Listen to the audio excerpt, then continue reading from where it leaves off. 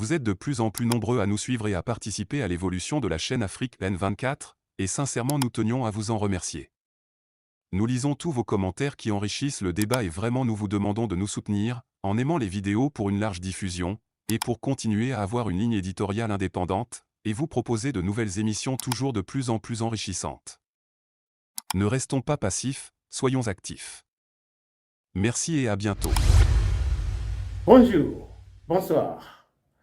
Aujourd'hui, je vais vous parler de la DMK et de la DMP. Comment est-ce qu'on est arrivé là? Je vais utiliser 3 thèmes différents selon 3 domaines différents. En sociologie, on parle de compromis. En religion chrétienne, on parle de réconciliation. En psychologie, on parle d'intégration. De mon avis, on aurait pu faire une intégration, bien qu'il y ait des différences dans les points de vue. Il faut en général savoir qu'il existe une manière de diriger des associations à but non lucratif. Tu ne peux pas diriger une association à but non lucratif comme si tu dirigeais une entreprise. Il y a une grande différence. Dans une entreprise, même quand les gens ne sont pas satisfaits, ils ont tendance à rester parce qu'ils pensent à leur salaire pour nourrir leurs femmes et leurs enfants. Mais dans une association où les gens ne viennent que par leur bonne volonté, il faut avoir une compétence pour être le manager.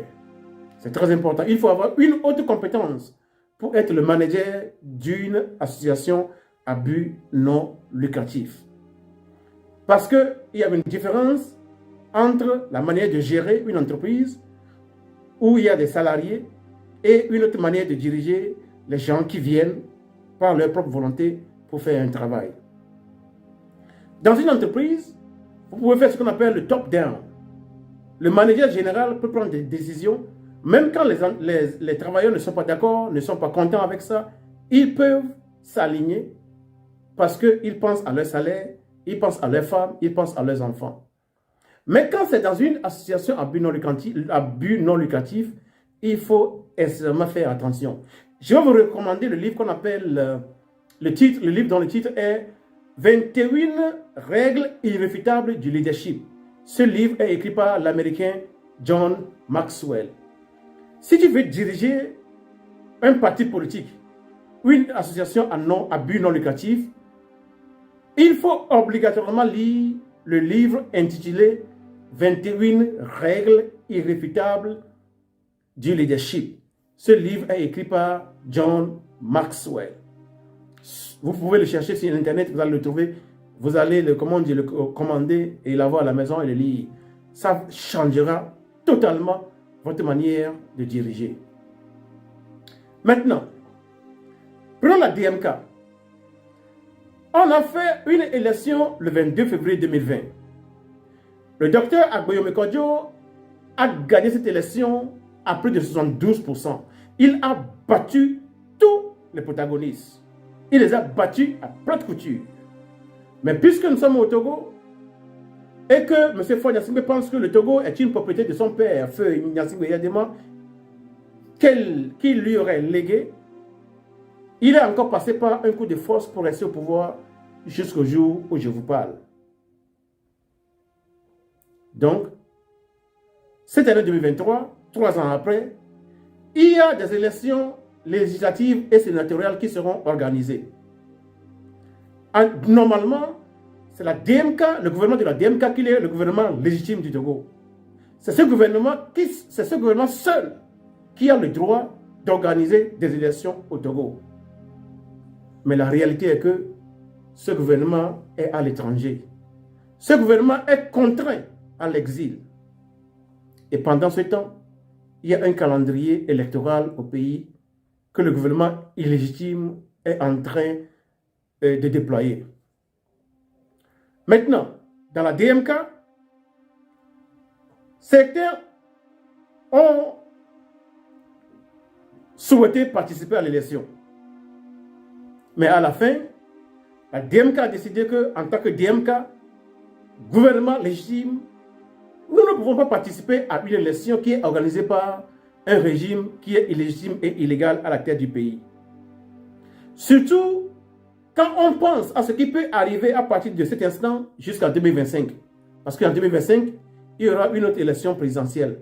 Donc pour garder sa légitimité, pour garder sa crédibilité, pas légitimité, pour garder sa crédibilité vis-à-vis du peuple, la DMK a pris la décision de ne pas s'associer aux prochaines élections législatives et sénatoriales qui seront organisées. Maintenant, le hic dans ça est que si la DMK n'arrive pas à avoir le pouvoir jusqu'à 2005, c'est le gouvernement illégitime de M. Fonia Singbe qui va encore organiser la présidentielle de 2025. Est-ce que les conditions vont changer jusque-là? Si les conditions ne changent pas, est-ce que la DMK va aller aux élections présidentielles de 2025? Voilà là où il y a la faiblesse de la décision de la DMK. Bien que cette décision est logique et compréhensible. Je parle aujourd'hui ici en tant qu'homme de sciences politiques. Je ne parle pas ni en tant que membre de la DMK, ni en tant que membre de la DMP. Je parle en tant que sociologue et politologue. Voilà. Donc, la DMP, dans un réalisme, a dit oui. Nous savons que la DMK est le gouvernement légitime. Nous savons que c'est Agbemé Sakodio qui a gagné l'élection. Mais dans la réalité, Agbemé Sakodio et son gouvernement sont contraints à l'exil. En attendant qu'il revienne de l'exil, nous voulons aller aux élections sénatoriales et législatives et gagner pour pouvoir opérer des changements à l'Assemblée nationale, changer des lois et permettre le retour des exilés politiques au Togo. La DMP, dans cette démarche, n'a pas tort. Voilà ce qu'il faut clairement expliquer aux gens. Je vous ai parlé au début du compromis en sociologie, de la réconciliation dans le langage religieux et de l'intégration dans le langage psychologique. Les deux positions, la DMK et la DMP, ne sont pas dans une relation binaire, vrai ou faux, blanc ou noir. Ces deux positions sont réconciliables. On peut avoir un compromis. On peut intégrer les deux positions. L'essentiel est que l'on ait la compétence de le faire. Pourquoi je dis cela? La DMK peut dire, ok, mes chers amis de la DMP, vous avez décidé de participer aux élections, sachant que ce gouvernement, il est illégitime, il est illégal. Mais vous pouvez aller. Aussi longtemps que vous n'y allez pas avec le nom de la DMK, vous n'êtes pas notre ennemi. Vous n'êtes pas notre adversaire. Notre adversaire politique, c'est le régime EPT uni. Nous, de la DMK, nous voulons rester à l'écart de ces élections afin de pouvoir garder notre crédibilité regardant 2025 qui arrive.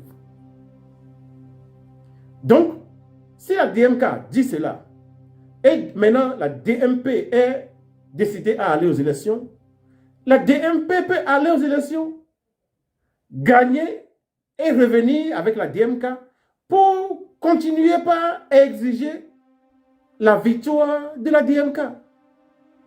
Cela est bien possible, bien normal.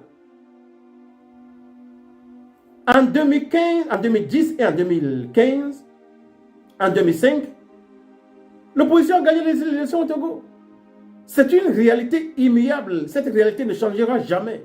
On réclamera toujours ces victoires. Donc, nous, Togolais, dans la politique, surtout dans la politique togolaise, nous sommes souvent tentés par le noir ou le blanc, un ou bien deux, le rouge ou bien le vert, le vrai ou bien le faux. Mais arrivé à un niveau intellectuel, on peut opérer un compromis dans le langage sociologique, une réconciliation dans le langage religieux et une intégration dans le langage psychologique. À première vue, la position de la DMK et celle de la DMP sont contradictoires. Mais si on est compétent, on peut réconcilier les deux positions. La DMK laisse la DMP faire ses élections, participer aux élections, tout en soutenant la DMK dans ses revendications pour la victoire d'Agboime Sankodjo lors de la présidentielle du 22 février 2020. Est-ce que aller aux élections en 2023 enlève quelque chose à la réclamation de la victoire du 22 février 2020? Non, rien.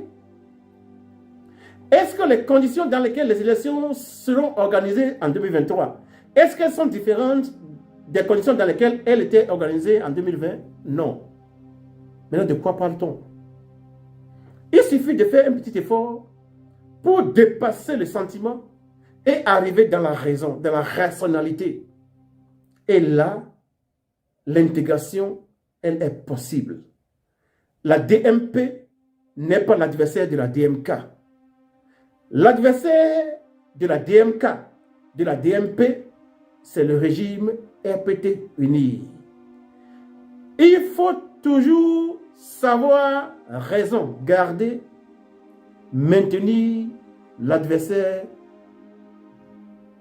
dans son regard, dans les yeux.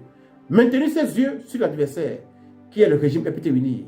Et donc, tous ces débats qui se déroulent sur les plateformes WhatsApp, j'aimerais vous dire, ceux qui pensent qu'il faut plutôt faire comment on dit, la révolte populaire, est-ce que la participation de la DMP à l'élection vous empêche d'opérer votre révolution? Est-ce que la participation de la DMP aux prochaines élections sénatoriales et législatives vous empêche de faire une révolution? Non. Vous voulez faire une révolution? Allons-y. Comme je l'ai dit, selon les sciences politiques, c'est un des deux moyens qui sont apparus. Comme le disent les professeurs de sciences politiques Erika Franz et Andrea Kendall-Taylor. Parce que les autocrates quittent rarement le pouvoir par le truchement des élections. Deux moyens non conventionnels sont apparus. Un, coup d'État. C'est la prise illégale du pouvoir par les militaires. Deux, la révolte populaire qui est opérée par le peuple. Donc, si nous pensons que nous avons les moyens pour... Nous voulons organiser une révolution, les prochaines élections n'auront même pas lieu. Les adhérents de la révolution, j'aimerais vous dire ceci, ou bien j'aimerais nous dire ceci. S'il y a élections législatives et sénatoriales dans cette année 2023, c'est parce que les adhérents de la révolution ont échoué. Parce que s'il y a révolution, ces élections n'auront même pas lieu. Et donc, si nous voulons que les élections n'aient pas lieu, ce n'est pas en attaquant la DMP, mais c'est plutôt en œuvrant pour que ce régime soit dégagé manu militari. Voilà la réalité. Maintenant, la DMP veut aller aux élections. Laissons la DMP sur son chemin faire son travail. La DMK, elle est là. Elle ne disparaîtra pas. Elle continuera par réclamer sa victoire de l'élection présidentielle du 22 février 2020. Donc, pendant que la DMP y va pour attaquer le Parlement, la DMK attaque la présidence pour avoir le pouvoir. Où est le problème dans ça? Est-ce qu'il y a un problème dans ça? Moi, je n'y trouve aucun problème. La DMK n'est pas morte. Elle continue son travail pour récupérer la présidence. La DMP va aux élections législatives et sénatoriales pour avoir des sénateurs et avoir des députés au Parlement. Donc, les deux peuvent se retrouver à un moment. La DMK peut prendre le pouvoir pendant que la DMP est déjà au Parlement. Ce serait vraiment une idylle. It gotta be great when that thing happens. So folks, calm down. J'aimerais remercier tous les Togolais qui essaie d'aborder cette affaire, non pas avec des sentiments, mais dans la rationalité pure. Comme je vous l'ai dit, j'avais fait un rêve. Dieu est en train d'enlever le régime épidémique. Vous êtes de plus en plus nombreux à nous suivre sur Afrique N24, et vraiment nous tenions à vous en remercier. Nous lisons tous vos commentaires qui enrichissent le débat et vraiment nous vous demandons de nous soutenir pour continuer à avoir cette ligne éditoriale indépendante, et vous proposer des émissions toujours de plus en plus enrichissantes.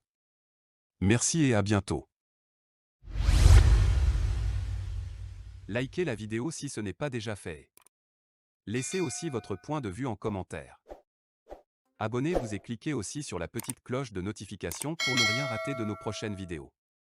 N'oubliez pas de partager aussi la vidéo et de la liker.